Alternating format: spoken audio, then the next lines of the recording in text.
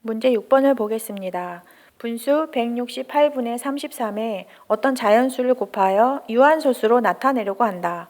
곱할 수 있는 가장 작은 자연수를 구하시오 라고 했습니다. 문제를 다시 한번 보고 중요한 걸 한번 생각해 볼까요? 어떤 자연수를 곱하여 유한소수로 나타내려고 한다. 곱할 수 있는 가장 작은 자연수를 구하시오. 우리가 구해야 할 것은 가장 작은 자연수네요. 그리고 문제에서 유한소수로 나타내려고 한다라고 했으니까 유한소수로 나타내어지는 분수의 특징을 알고 있어야겠죠. 동영상에서 살펴봤습니다. 어떤 특징이 있었을까요?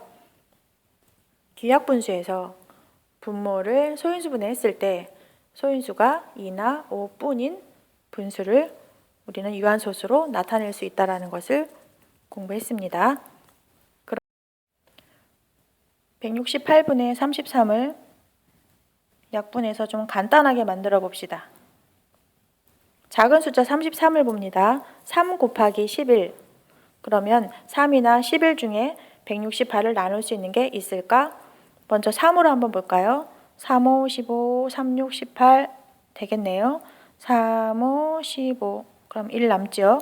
3, 6, 18, 56이 되고 분자는 3, 1은 3, 3, 1은 3. 그래서 이것은 56분의 11과 같습니다.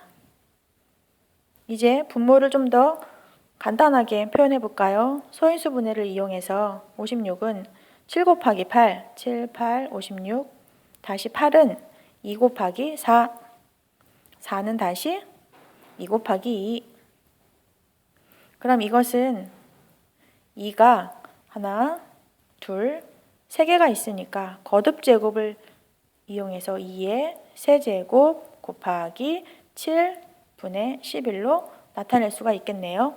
그럼 이제 문제는 뭐로 바뀐 거냐면 2의 세제곱 곱하기 7분의 11 여기에다가 어떤 자연수를 곱했더니 유한소수가 되더라. 다시 말하면 분모에는 2나 5의 거듭제곱꼴만 남더라.